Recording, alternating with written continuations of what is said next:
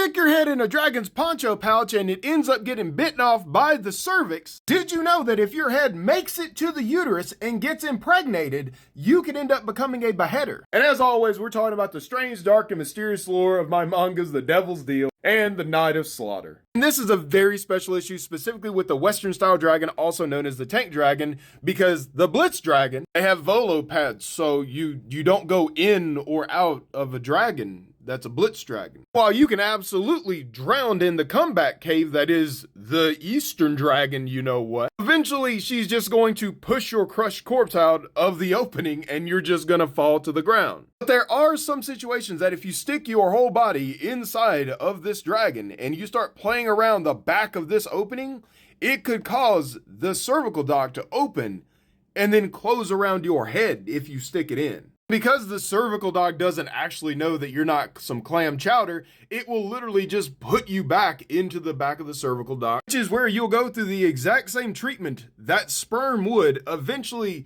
throwing you into the actual uterus. And then when the matriarch activates, basically giving the final go-ahead to impregnate this thing, let's make a baby, all of the eggs will start basically attaching to your prepped head, and then you'll get a beheader forming in the actual uterus.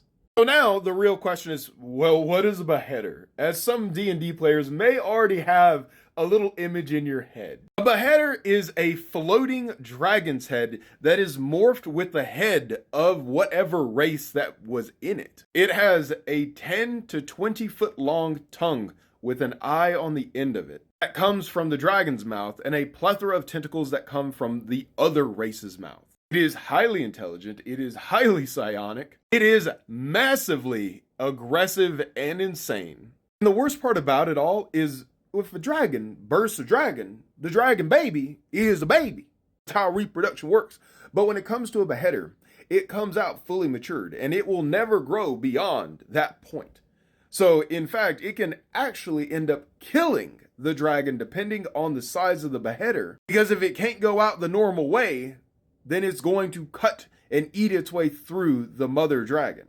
There are some customs and beliefs that within the dragon community that this is an earned death, and that the mother dragon, if she ends up dying during birth because she's giving birth to a beheader, she will not go into a dragon graveyard. Her bones will not be put to rest. A very common practice is if you give birth to a beheader because you shouldn't have been banging humans like that, you should have just done it in your human form, is that they will then take her body, dismantle it, turn it into cursed equipment. They will turn it into magical gear, a practice that is extremely difficult, and then they will curse it because of the malevolent being that they just unleashed onto the world.